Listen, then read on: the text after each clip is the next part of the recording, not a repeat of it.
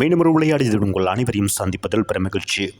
19 வயதுக்குட்பட்ட ஆடவருக்கான உலக கிண்ண போட்டிகள் சிம்பாப்வேயில் நடைபெற்றுக் கொண்டிருக்கிறது என்பது குறிப்பிடத்தக்கது. நேற்றைய தினத்தில் 7வது போட்டியாக இந்திய 19 வயதுக்குட்பட்ட அணியும் பங்களாதேஷ் 19 வயதுக்குட்பட்ட அணியும் ஏ குழுவிலே மோதியிருந்தது என்பது குறிப்பிடத்தக்க. இந்த போட்டியை பொறுத்தவரையில் புலுவாயவையில் ஆரம்ப இந்த போட்டியில் 4 சுற்று வெற்றி பெற்றிருந்த பங்களாதேஷ் அணி முதலாவதாக தமது அணியை களத்தடுப்பை தேர்வு செய்தது. அதன் அடிப்படையில் இந்திய வீரர்கள் ஆடுகளம் வந்திருந்தார்கள். ஆயுஷ் மத்ரே மற்றும் சூரியவன்சி ஆகிய இருவரும் ஆடுகளத்துக்கு வந்த வேளையில் ஆயுஷ் மத்ரே 6 ஓட்டங்களோடு ஆட்டம் இழந்து அதிர்ச்சி அளித்ததோடு வேதாந்த் திரிவேடி 0, வேகன் மல்ஹோத்ரா 7 ஓட்டங்களில் அடுத்தடுத்த விக்கெட்டுகள் விழ 9.5 பந்து வீச்சில் 53 ஓட்டங்களை பெற்று 3 விக்கெட்டுகளை இழந்திருந்தது.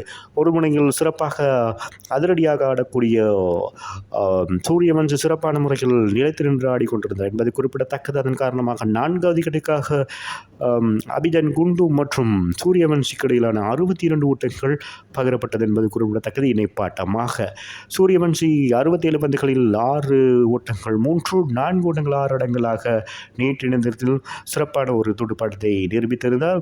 67 ஓட்டங்களை பெற்றுக் கொடுத்திருந்தார். 19 வயதுக்குட்பட்ட உலக கிண்ணத்திலே குறைந்த வயதில் 50 ஓட்டங்களை பெற்ற உலக சாதனை நேற்றைய தினத்தில் படைத்திருந்தார் என்பது குறிப்பிடத்தக்கது. சூரியவன்சி அருணேஷ் பங்காளிய 2 ஓட்டங்களோடு ஆட்டம் இழக்க அடுத்ததாக 6வது விக்கெட்டுக்காக அபிஜன் குண்டு மற்றும் கனிஷ் சவுகானுக்கு இடையிலான இணைப்பாட்டம் 45 பந்துகளில் 54 ஓட்டங்கள் சிறப்பாக இணைப்பாட்டம் அமைத்திருந்தார்கள். கனிஷ் சவுகான் 4 ஓட்டங்கள் 4 இடங்களாக 28 ஓட்டங்களோடு ஆட்டம் இழந்திருந்தார் என்பது குறிப்பிடத்தக்கது. அதன் பின்னதாக RS அம்ரீஷ் 5 ஓட்டங்கள், கிலான் பட்டேல் 8 ஓட்டங்கள், அனில் பட்டேல் 7 ஓட்டங்களோடு ஆட்டம் இழக்காத இந்த வழக்கில் தேவேந்திரன் 6 பந்துகளில் 4 ஓட்டம் 6 ஓட்டங்களாக இறுதி நேரத்தில் 11 ஓட்டங்களை பெற்றுக் கொடுத்ததோடு இந்திய அணி சார்பில் குண்டு சிறப்பாக தொடுப்படுத்தாடி 4 ஓட்டங்கள் 6 ஓட்டங்கள் 3 ஓட்டங்களாக இந்திய அணிக்கு 80 ஓட்டங்களை பெற்றுக் கொடுத்து அதிகூடிய ஓட்டங்களை பெற்றுக் கொடுத்திருந்தார் என்பது குறிப்பிட்டது. இதன் காரணமாக 48.4 பந்து வீச்சில் சகல விக்கெட்டுகளும் இழந்து இந்திய 19 வயதுக்குட்பட்ட அணி 238 ஓட்டங்களை பெற்றுக் கொடுத்திருந்தது.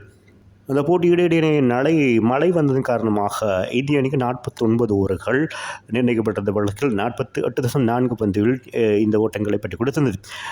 சிறப்பான பந்து வீச்சுகளை வழங்கியிருந்தார்கள். பங்களாதேஷ் சார்பாக அல் ஹஃபாக் 9.2 பந்து வீச்சில் 1 ஓட்டமற்ற பந்துகளில் 38 ஓட்டங்களுக்கு 5 விக்கெட்டுகளை வீழ்த்தியிருந்தார். சிறப்பான பந்து வீச்சு இக்பால் லுஷைட், இமோன் மற்றும் அகீம் தமீம் 2 விக்கெட்டுகளை வீழ்த்தியிருந்தார்கள். சைஃப் ஃபவிஸ் 1 விக்கெட்டையும் வீழ்த்தியதோடு இந்திய அணியை பொறுத்தவரையில் சிறப்பான இலக்கை நிர்ணயித்திருந்தாலும் பங்களாதேஷ் அணி இந்த ஓட்டங்களை பெற்று விடுவார்கள் என்ற அடிப்படையில் ஆரம்பத்தில் துடுப்படுத்த அடைந்தார். 17 பந்து ஓவர்களில் 92 ஓட்டங்கள் பெற்றிருந்த மழை குறுக்கிட்டதன் காரணமாக டக்லட் லூயிஸ் முறைப்படி 29 ஓவர்களில் 165 ஓட்டங்களாக இலக்காக நிர்ணயிக்கப்பட்டது பங்களாதேஷ் 19 வயதுக்குட்பட்ட அணிக்கு.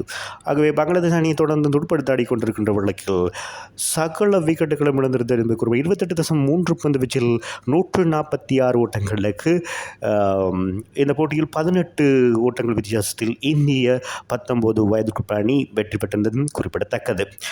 21.2 பந்து வீச்சில் 106 ஓட்டங்களுக்கு 3 விக்கெட்டுகளை மாத்திரமே இழந்திருந்த பங்களாதேஷ் 19 வயதுக்குட்பட்ட அணி 40 ஓட்டங்கள் பெறுவதற்குள் 7 விக்கெட்டுகளை இழந்த போட்டியில் தோல்வியடைந்திருக்கிறது.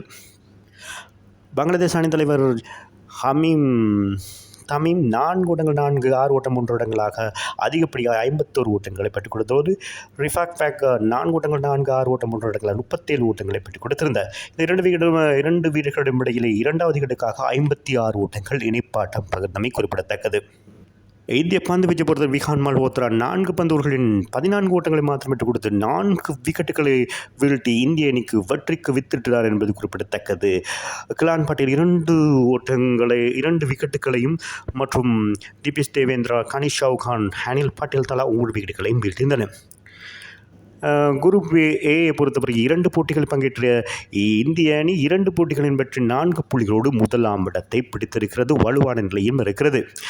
ஆகவே 4 பந்தோவர்களில் 14 ஓட்டங்களை விட்டுக் கொடுத்து 4 விக்கெட்டுகளை வீழ்த்தி இந்திய அணிக்கு சிறப்பான வெற்றி பெறுவதற்கு முக்கிய காரணமாக அமைந்த வேகான் மல்ஹோத்ரா என்ற நேற்றைய போட்டியை பொறுத்தவரையில் சிறந்த முறையில் செயற்படுவதற்கான சிறந்த ஆட்ட நாயகன் விருதினை பெற்றுக்கொண்டார் என்பது குறிப்பிடத்தக்கது.